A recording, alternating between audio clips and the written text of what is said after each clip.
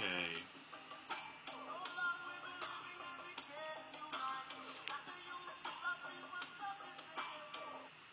All right.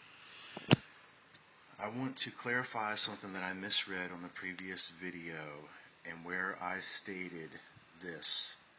The golden rule of human fairness cries out against all such fraud, unfairness, selfishness, and unrighteousness. I misplaced unselfishness for selfishness. I apologize. All right. Then we're going to start reading here the very next chapter, which is entitled The Theft of Liberty. But before we do, I'd like you to think about something, and that is really the implications of free will. Okay? So you know that you and I have free will. But I'd also like you to keep in mind that the beings above us also have free will. And even Lucifer and his subordinates have free will. That free will permeates the entire creation. And it is a beautiful thing. But with free will always comes the inevitable choice of evil. And as long as there are beings that are imperfect in the realms of time and space, there always will be the inherency of sin to develop.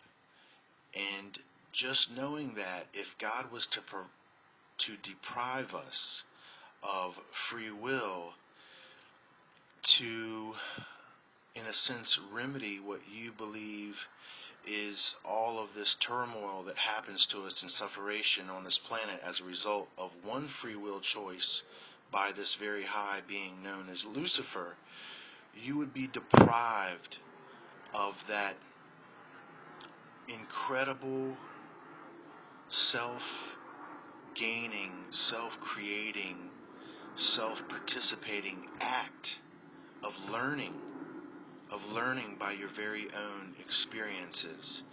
And the Father knows in all his wisdom not to deprive any of his sons and daughters from that experience. So Lucifer even has not been deprived of that experience. Now the repercussions of his choice has been felt all the way down to this world itself and 37 others, and has sent our world into complete chaos. But there is good that comes out of this. Know this. The good far exceeds the evil in this situation, albeit you have to experience the repercussions in the distances of time. The immediate surrounding seems to be, how could that be? But my friends, in the distance of time, we are made better for what we have gone through. For everybody that can grasp now with faith, with what they're not seeing with their own eyes, and if you can grasp and comprehend the love of the Father, then you are already more trustworthy than all those beings who have lived on normal worlds that have had physical representations of the fathers walking amongst them. You and I have not had that. We basically have had the church in between us and the Father, and we know the folly of the church. Now, not all churches, of course not. There's great churches out there. But if we're talking about historical, in a historical sense, covering time and the history of this planet, we know that the church has had a heavy hand in dealing some of the illusion concerning the true nature of the Father and his love and his mercy. So understand that even these beings have free will, and mercy is over them, and they are being given time to learn also, even as you and I are being given time to learn. So the Father strikes no one down with sudden lightning bolts from the sky for just doing and making wrong choices. That's how you learn, my friend. The only problem that could arise when you make a mistake is that you don't learn from it. That's the evil. So you make a mistake, okay. The point is you learn from it. All right, with all that being said, thank you for hearing that. We're going to start reading The Theft of Liberty. With the Son and in the Spirit did God project eternal Havana. Now that's paradise. That's where the Father dwells at the center of all things. With the Son and in the Spirit did God project eternal Havana, and ever since has there obtained the eternal pattern of coordinate participation in creation, sharing. This pattern of sharing is the master design for every one of the sons and daughters of God who go out into space to engage in the attempt to duplicate in time the central universe of eternal perfection. Every creature of every evolving universe who aspires to do the Father's will is destined to become the partner of the time-space creators in this magnificent adventure of experiential perfection attainment. Were this not true, the Father would have hardly endowed such creatures with creative free will. Neither would he indwell them, actually go into partnership with them by means of his own Spirit. Lucifer's folly was the attempt to do the non-doable, to short-circuit time in an experiential universe. Lucifer's crime was the attempted, creative disenfranchisement of every personality in Satania, the unrecognized abridgment of the creature's personal participation, free will participation, in the long evolutionary struggle to attain the status of light and life, both individually and collectively. In so doing, this one-time sovereign of your system set the temporal purpose of his own will directly athwart the eternal purpose of God's will, as it is revealed in the bestowal of free will upon all personal creatures. The Lucifer rebellion thus threatened the maximum possible infringement of the free will choice of the ascenders and servers of the system of Satania, a threat forevermore to deprive every one of these beings of the thrilling experience of contributing something personal and unique to the slowly erecting monument to the experiential wisdom which will sometime exist as the perfected system of this universe. Thus does the Lucifer Manifesto, masquerading in the habiliments of liberty, stand forth in the clear light of reason as a monumental threat to consummate the theft of personal liberty and to do it on a scale that has been approached only twice in all the history of Nebadon. In short, what God had given men and angels, Lucifer would have taken away from them. That is, the divine privilege of participating in the creation of their own destinies and of the destiny of this local system of inhabited worlds. No being in all the universe has the rightful liberty to deprive any other being of true liberty, the right to love and be loved, the privilege of worshiping God and of serving his fellows. The time lag of justice. Listen closely.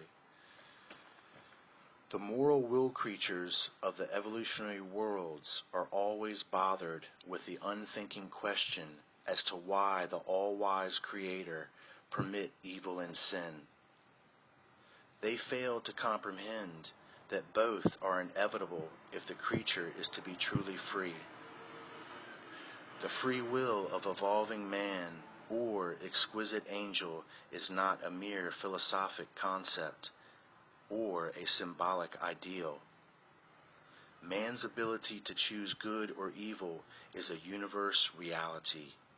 This liberty to choose for oneself is an endowment of the supreme ruler, and they will not permit any being or group of beings to deprive a single personality in the wide universe of this divinely bestowed liberty, not even to satisfy such misguided and ignorant beings in the enjoyment of this misnamed personal liberty. Although conscious and wholehearted identification with evil, sin, is the equivalent of non-existence, annihilation, there must always intervene between the time of such personal identification with sin and the execution of the penalty, the automatic result of such a willful embrace of evil, a period of time of sufficient length to allow for such an adjudication of such an individual's universe status as will prove entirely satisfactory to all related universe personalities, and which will be so fair and just as to win the approval of the sinner himself, which is stating that they give an immense amount of time for beings that have literally rebelled or chose the wrong path by their free will choice of doing.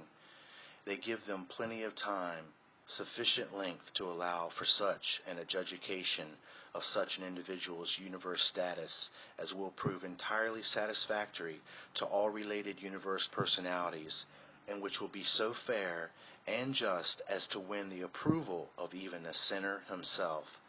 So how merciful the judgment is, my friends, is so powerful that it usually wins back the very sinners themselves, that they see that the mercy of love is so strong for them, and they realize that they truly have erred and gone away against from the very thing that has created them, that has upheld them and given them this life.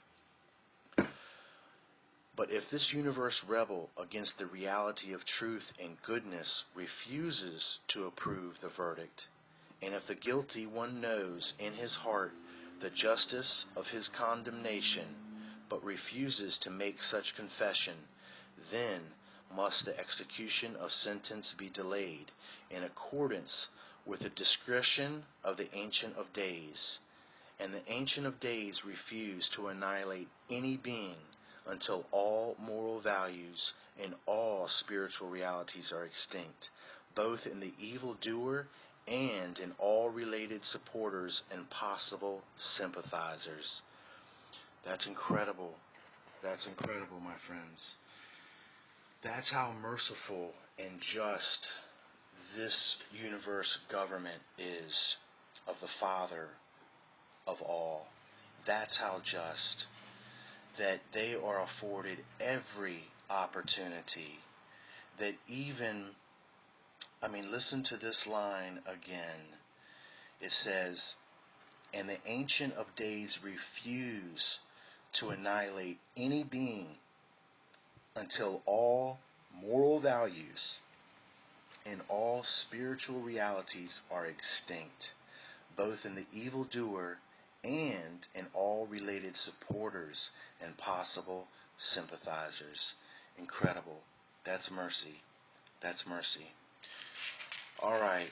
I am going to stop here, and we might only have one or two more videos in the series. I know it's been a lot of information. I know there's been a lot of phrases, like I said, that are just coming out of left field to you. But it is meant to give you some sort of idea of how much and how deep this really is, and that there are an incredible amount of individual players that are involved in this situation, in our world and its affairs, and that they all have personal free will. They all have prerogatives in a sense of divinity, and that you could see how things could get out of whack. And that's why, my friends, so much time is taken with us to get us to see through this beginning life that we do in the flesh that there is no other way other than the will of God. Our will is limited because we're not yet aware of all that is out there. So we naturally should go with the will of the Father, who naturally knows all things. Thank you for listening, my friends. Thank you.